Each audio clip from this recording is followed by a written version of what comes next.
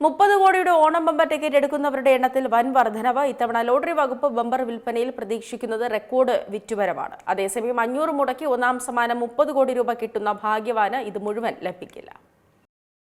കേരള സംസ്ഥാന ഭാഗ്യക്കുറി വകുപ്പിന്റെ പ്രധാനപ്പെട്ട 5 ബമ്പർ ലോട്ടറികളിൽ ഏറ്റവും ജനപ്രീതിയുള്ള ഓണം ബമ്പറിന് വൻ ഡിമാൻഡ്. ഓണം കഴിഞ്ഞ് 5 ദിവസത്തിനുള്ളിലാണ് ടിക്കറ്റിന്റെ നറുക്കെടുപ്പ്. 30 കോടി രൂപയാണ് വിജയിക്ക് സമ്മാനമായി ലഭിക്കുക. കഴിഞ്ഞ വർഷമുണ്ടായിരുന്ന സമ്മാനത്തുകയേക്കാൾ 5 കോടിയുടെ വർധനവാണ് ഇക്കുറിയുള്ളത്. കേരള ചരിത്രത്തിലെ തന്നെ ഏറ്റവും ഉയർന്ന സമ്മാനത്തുകയാണിത്. ഓണം ബമ്പർ ടിക്കറ്റിന്റെ വിൽപ്പന ആരംഭിച്ചതു മുതൽ വലിയ തരത്തിൽ തകൃതിയായി ടിക്കറ്റുകൾ വിറ്റഴിക്കുകയാണ്. 2025 ടിക്കറ്റുകൾ വിറ്റഴിഞ്ഞതിനെക്കാട്ടും ഇരട്ടി വേഗത്തിലാണ് ഇപ്പോൾ ടിക്കറ്റുകൾ കാലിയാകുന്നത്. 500 രൂപയുള്ള ടിക്കറ്റ് വിലയെടുക്കാൻ ഇപ്പോൾ തിരക്ക് തന്നെയാണ്. എന്തായാലും റെക്കോർഡ് വിറ്റുവരവാണ് ബമ്പർ വിൽപ്പനയിൽ ലോട്ടറി വകുപ്പും പ്രതീക്ഷിക്കുന്നത്.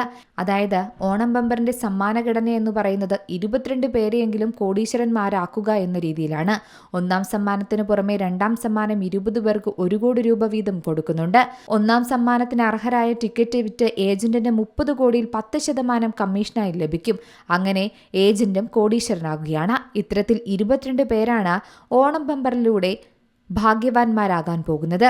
അതേസമയം ഒന്നാം സമ്മാനം 30 കോടി രൂപയാണെങ്കിലും ഇത് ഭാഗ്യശാലിയുടെ കയ്യിൽ അത്രയും ലഭിക്കില്ല. കാരണം കമ്മീഷനും നികുതിയും സെസ്സും അടക്കമുള്ള കിഴിവുകൾക്ക് ശേഷമുള്ള തുകയായിരിക്കും ഒന്നാം സമ്മാനം. 30 കോടി രൂപയിൽ 10% തുക ഏജന്റ് കമ്മീഷനായി കൊടുക്കണം. ഇത് 3 കോടി രൂപയാണ് വരിക. അത് കഴിഞ്ഞ് ബാക്കിയുള്ളത് 27 കോടി.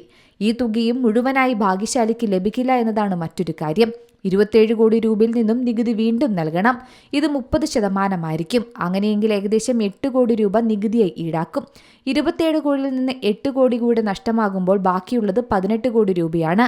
ഈ തുക ഭാഗ്യശാലിയുടെ അക്കൗണ്ടിലേക്ക് എത്തും.